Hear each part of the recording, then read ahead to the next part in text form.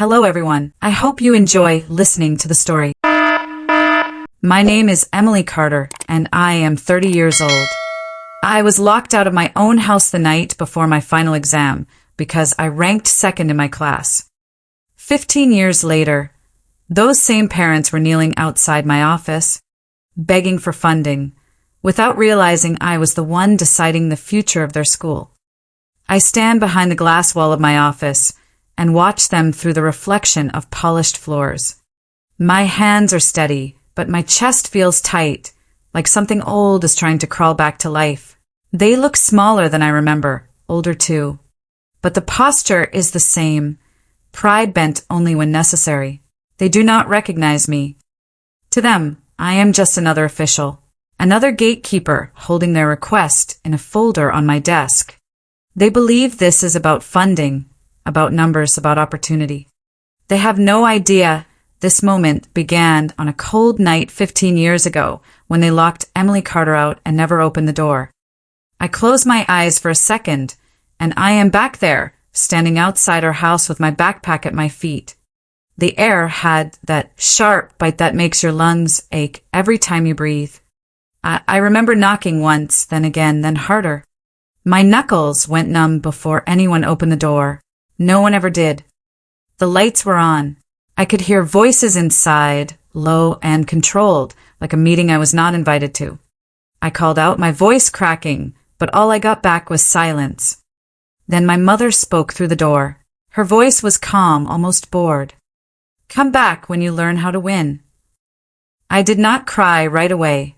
That came later, after the cold settled into my bones, after the truth finally landed. In that moment, Emily Carter was not their child. I was a result, and I had failed it.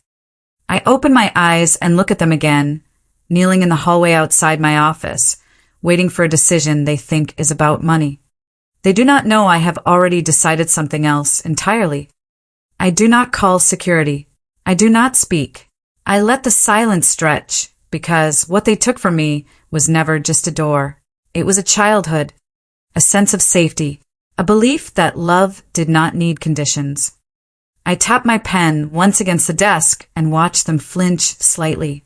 Even now, they respond to pressure the way they trained me to.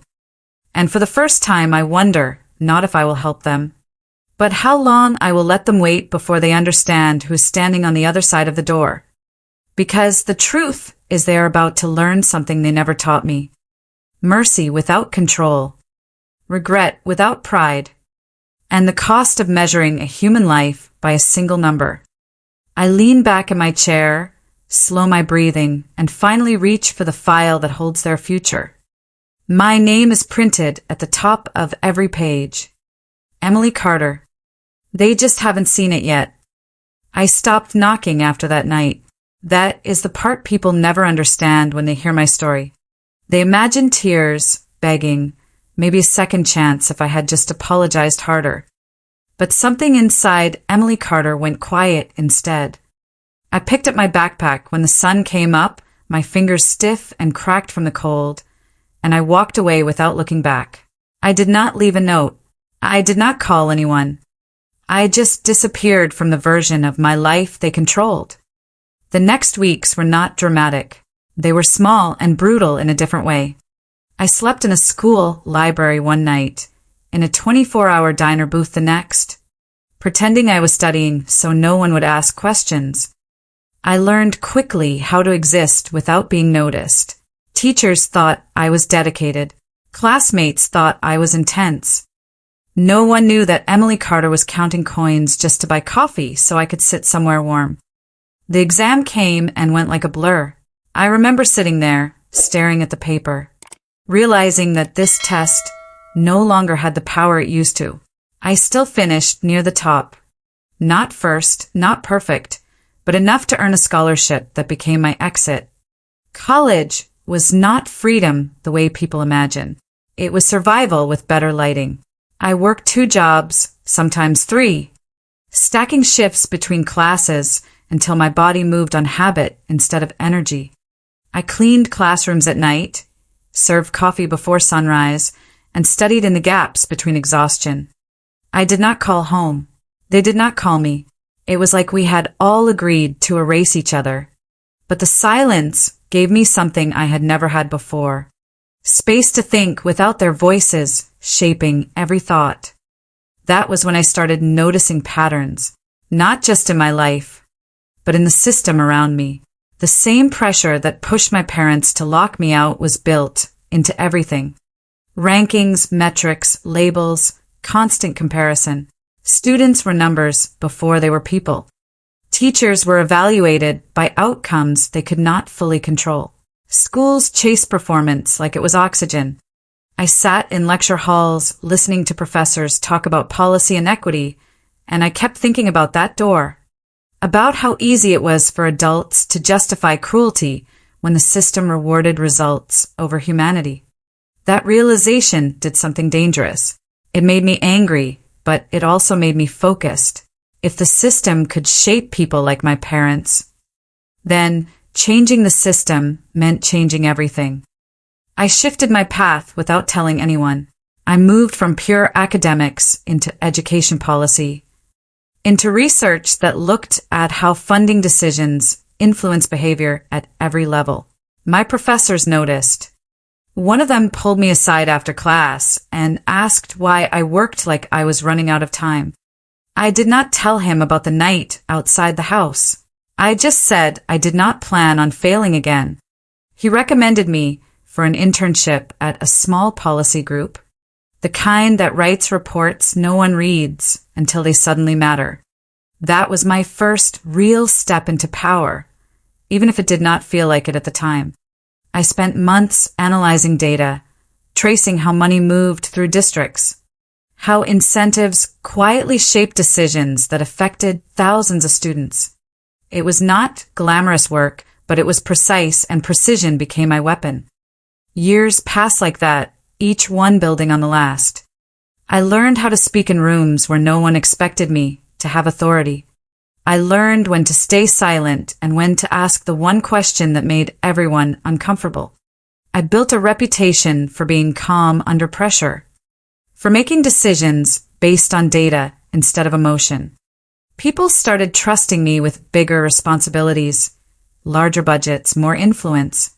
Eventually, I joined a national education fund, the kind that decides which schools get resources and which ones get left behind. That was when I understood the full weight of what I had become. I was no longer reacting to a system. I was part of the mechanism that shaped it. The first time I saw the name of my old school on a funding list, my breath caught in a way I had not felt in years. It was just a line on a document, a request among dozens. But it pulled something sharp and familiar out of me. I clicked into the file and read everything. Performance metrics, leadership structure, parent involvement. And then I saw their names. My mother listed as part of the parent leadership committee. My father supporting outreach programs. The same people who had reduced me to a number were now advocating for student success, like they understood what that meant. I leaned back in my chair and stared at the screen for a long time, letting the irony settle. They had not changed the system. They had adapted to it, learned how to speak its language without ever questioning its damage. I did not act right away. That was the difference between who I was then and who I had become. I gathered information. I reviewed reports, observed patterns, spoke to people who worked in that district. I learned that the pressure culture had not disappeared. It had simply been refined. Students still competed for ranking, still carried the same quiet fear of failure that had defined my childhood. The difference was that now it was wrapped in better language, framed as excellence instead of control. That was when the idea formed, not as revenge in the way people imagine, but as correction. If I was going to intervene, it had to be precise, undeniable, and public enough to force change. So I scheduled the review meeting. I approved the request for them to present their case in person. Knowing exactly who would show up and what they would say, I built the framework for evaluation carefully, embedding questions that would expose the gap between their claims and reality. I made sure the decision would not rest on emotion, but on standards they could not easily manipulate. By the time they walked into my office today, I was already 2 steps ahead. They thought they were here to secure funding. They did not realize they were stepping into a moment that would force them to confront everything they had chosen to ignore. And as I sit here now, watching them wait outside my door, I understand something with absolute clarity. This was never about getting even. It was about making sure no one else had to sit outside in the cold and wonder if they were only worth something when they were perfect. I finally open the door and call them in. They stand up too quickly, like they are afraid the opportunity might disappear if they move too slowly. My mother steps in first, her posture straight, her smile practiced. The same expression she used at every school event when appearances mattered more than truth. My father follows half a step behind, quieter, eyes scanning the room as if trying to measure my authority before deciding how much respect to show. They sit across from me, hands folded, voices polite. They still do not recognize me. Not my face, not my name on the folder. Not the voice that once begged outside their door. To them, I am just another official who needs to be convinced. I let the silence sit for a moment, long enough for discomfort to creep in. Then I nod for them to begin. They launch into their presentation with confidence. My mother speaks about academic excellence, about discipline, about maintaining high standards in a competitive environment. She uses words like resilience, accountability, achievement. My father adds details about community involvement, about preparing students for real-world challenges, about ensuring no one falls behind. I watch them carefully, not just what they say, but how they say it. The certainty, the ease, the complete absence of doubt. It is almost impressive. If I did not know better, I might believe them. But I do know better, and that knowledge sits heavy in my chest. When they finish, I flip a page in the file and lean forward slightly. I ask my first question in a calm, neutral tone. What happens when a student fails once? My mother answers immediately, almost rehearsed. We provide guidance, we encourage improvement, we push them to do better. Failure is part of growth. My father nods in agreement, adding that accountability builds character. I tap my pen once, letting their words settle in the air. Then I ask again, slower this time. What happens when that student does not meet your expectations again? There is a slight pause now, just a fraction of a second, but I catch it. My mother adjusts her posture before answering. Then we increase support. We set stricter goals. We make sure they understand the consequences of underperformance. I let the silence stretch again. I can feel something shifting, not in them yet, but in the room. The weight of the conversation is changing. I close the folder gently and rest my hands on top of it. Then I begin to speak, not as an official, not as a decision maker, but as someone telling a story. I describe a student who worked as hard as they could, who stayed up late studying, who believed that being second best was still something to be proud of. I describe the day that student brought home their results, the moment they realized it was not enough. My voice stays steady, controlled, but every word is precise.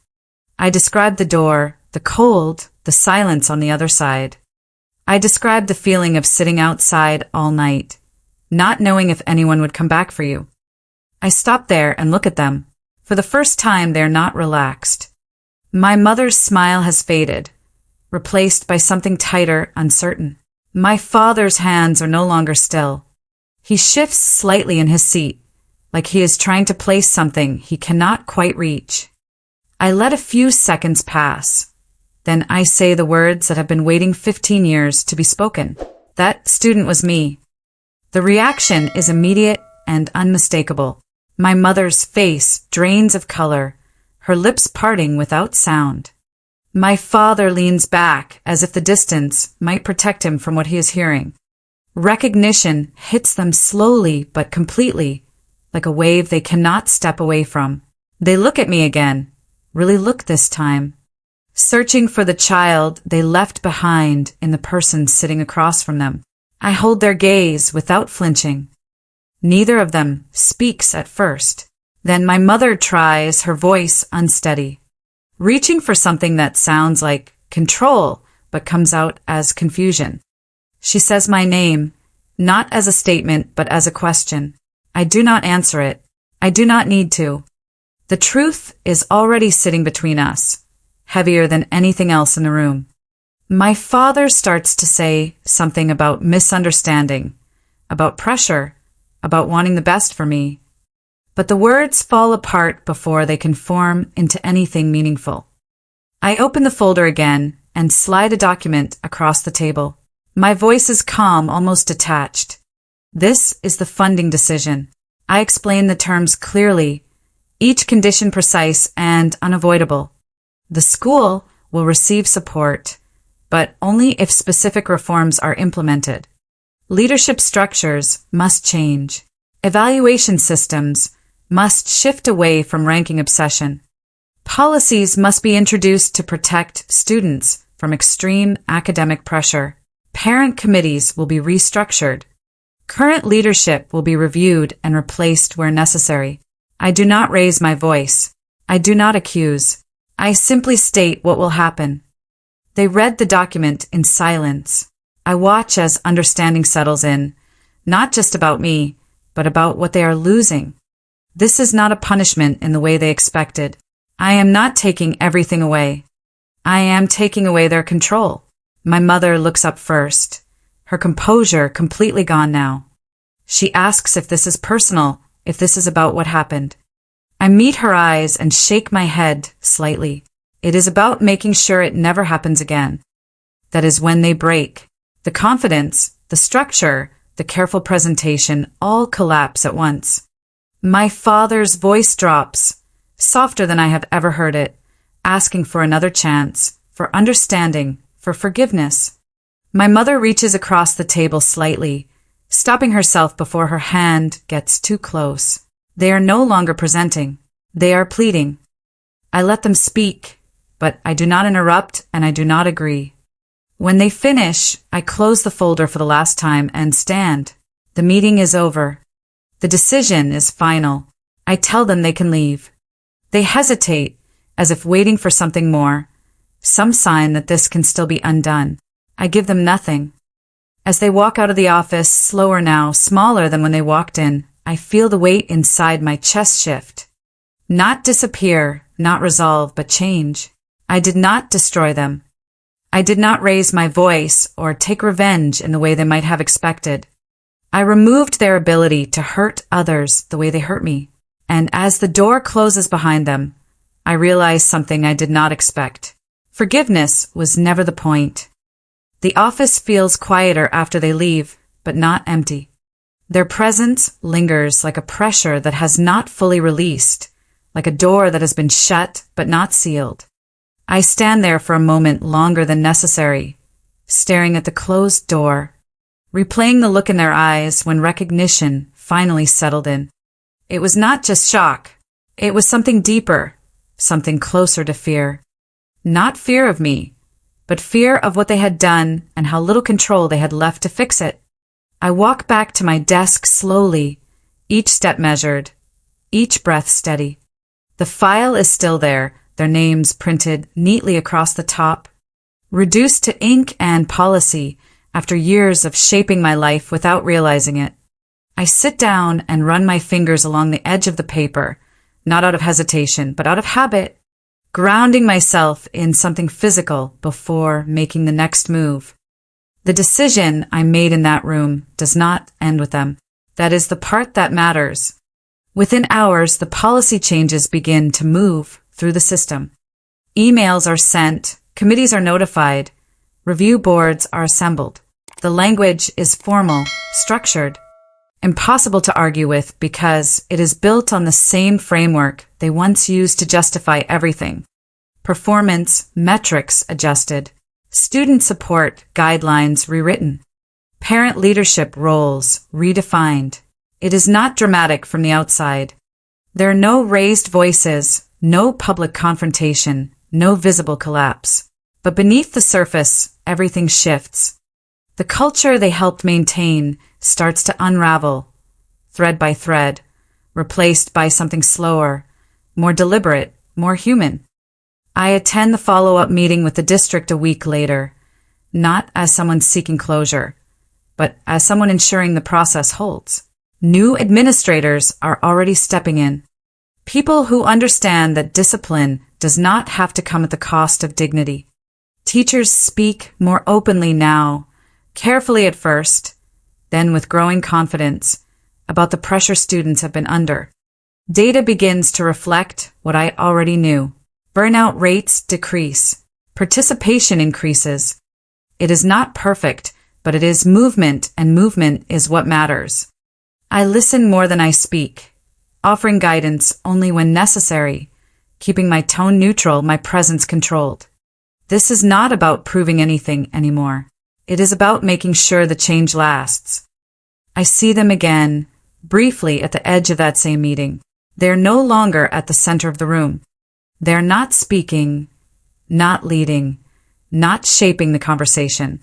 They sit quietly, observing, their roles reduced to something smaller, something they are still trying to understand. My mother avoids my gaze at first, then looks up when she realizes I am there. There is no performance in her expression this time, no practiced confidence. Just uncertainty and something that might be regret. My father nods slightly, a gesture that feels heavier than any apology he could offer. I do not approach them. There is nothing left to say in that setting. Words would only complicate what has already been made clear. Later that evening, as I leave the building, I find them waiting outside. Not kneeling this time, not performing desperation, just standing there in the fading light. As if unsure whether they have the right to stop me, I pause a few steps away, giving them the space to decide if they will speak. My mother does first, her voice quieter than I have ever heard it, stripped of the certainty that once defined her. She says she is sorry, not in the way people say it to resolve a situation quickly, but slowly, carefully, as if each word cost something real. She does not try to justify what happened. She does not mention pressure or expectations. She just says she is sorry. My father follows, his words fewer, his tone heavier, acknowledging that they were wrong, that they did not understand the damage they caused. I listen without interrupting, not because I need to hear it, but because this moment belongs to them as much as it does to me. When they finish, the silence that follows is different from the one in my office. It is not heavy with control or tension. It is open, uncertain waiting. I take a breath and choose my words with the same precision I have used for everything else. I tell them I hear them. I tell them that what they did cannot be undone, not by apology, not by regret, not by time. I do not raise my voice. I do not accuse. I simply state the truth the way it exists now.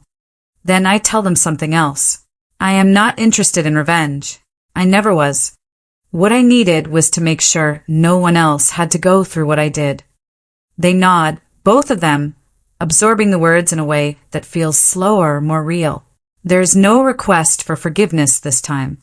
No attempt to close the gap with a single conversation. They understand, finally, that some things do not resolve neatly. That some distances cannot be crossed by intention alone. We stand there for a moment longer. 3 people connected by a past that no longer controls the present in the same way. Then I step back, creating a clear line between where they are and where I am going. I wish them well, not as a gesture of reconciliation, but as a boundary, a recognition that our lives are no longer tied in the way they once were. As I walk away, I do not look back, not because I am avoiding them, but because I no longer need to check if they are still there. The part of me that waited outside that door, hoping it would open, has finally been answered, not with warmth or comfort, but with something stronger, clarity. I get into my car, sit for a moment with my hands on the steering wheel, and let the quiet settle in fully this time. There is no rush of triumph, No overwhelming sense of victory, just a steady calm. The kind that comes from knowing exactly who you are and what you chose to become. The next morning, I returned to work like any other day. New files, new decisions, new schools waiting for support or change. The system continues, complex and imperfect, but no longer untouched. Somewhere in that network, a student will fail once and not be cast aside for it. Somewhere, a door will stay open when it matters most. That is enough. I do not need anything more from the past to move forward. And as I sit down at my desk, reviewing the next case, I realize something that feels almost unexpected in its simplicity. I did not just survive what happened to me. I changed what it meant. The changes at the school continue long after that meeting. Not in dramatic headlines or public announcements, but in quieter ways that matter more. Policies shift, language evolves, and slowly the culture begins to loosen its grip on perfection as the only measure of worth. I visit once, months later, not as a former student returning to confront ghosts, but as an observer ensuring the structure holds. The building looks the same from the outside, the same brick walls, the same front steps where parents once gathered to compare scores and futures like they were currency. But inside, something feels different. There is less tension in the hallways, less urgency in the way students move, like they are no longer racing an invisible clock. I stop near a classroom and watch through the glass as a teacher kneels beside a student, speaking quietly, patiently. The student nods, not in fear, but in understanding. That small moment does more than any report ever could. It tells me the shift is real. I do not announce who I am. I do not need recognition here. The work was never about reclaiming a place in this building. It was about changing what this place does to people. As I walk through the corridor, I pass a bulletin board filled with student projects, not ranked, not labeled as best or worst, just displayed. For a second, I imagine what it would have felt like to see something like that when I was younger. To know that effort could exist without comparison. The thought lingers, not as regret, but as perspective. I cannot change what I experienced, but I can change what comes after. Later that day, I receive a message. It is from my father. The words are simple, not polished, not rehearsed. He tells me they have stepped down completely, that they are trying to understand what it means to support something without controlling it. There is no request in the message, no expectation of response. Just information, offered without pressure. I read it once, then set my phone aside. For a long time, I do nothing. Not because I am conflicted, but because I am no longer reacting. That is the difference now. I choose when to engage, when to respond, when to let silence exist without needing to fill it. That evening, I sit by the window in my apartment, the city lights stretching out in front of me, steady and distant. I think about the version of myself who sat outside that locked door, trying to understand why being second was not enough. I think about how small the world felt then, how everything depended on approval that could be taken away in a single moment. And I compare it to now, to the quiet control I hold over my own life, over decisions that affect more than just me. The contrast is not sharp or painful anymore. It is clear. I do not hate them. That surprises me more than anything else. The anger that once felt permanent has thinned into something quieter, something that no longer demands action. What remains is understanding, not as an excuse, but as context. They were shaped by a system that rewarded harshness and called it discipline. I was shaped by surviving it, and now I have the ability to reshape it for others. That is where my focus stays. Before I go to bed, I glance once more at the documents on my desk, new cases waiting, new decisions to be made. Each one carries weight, each one a chance to reinforce or undo the changes already in motion. I sit down, open the next file, and begin again. Not as someone trying to prove anything, not as someone seeking closure, but as someone who understands exactly what is at stake. Somewhere, a student will face failure for the first time. Somewhere, a parent will decide how to respond. And because of what I have done, because of what I chose not to repeat, that moment might unfold differently. If you were that student standing outside a door that refused to open, would you still believe you were the problem? Or would you walk away and build something stronger than the place that rejected you? I did not get the ending I once imagined. There was no apology that erased the past, no moment that gave me back what I lost. But I gained something stronger. I became the person who decides whether doors stay open or close on someone else. And that is enough. Because in the end, success is not about being first or perfect or approved by people who only love conditions. It is about becoming someone who never repeats the same cruelty. So let me ask you this. If the people who hurt you came back one day, would you forgive them or would you change the system that created them? If this story made you feel something, do not forget to like the video, subscribe to the channel, and share your thoughts in the comments. I read every single one,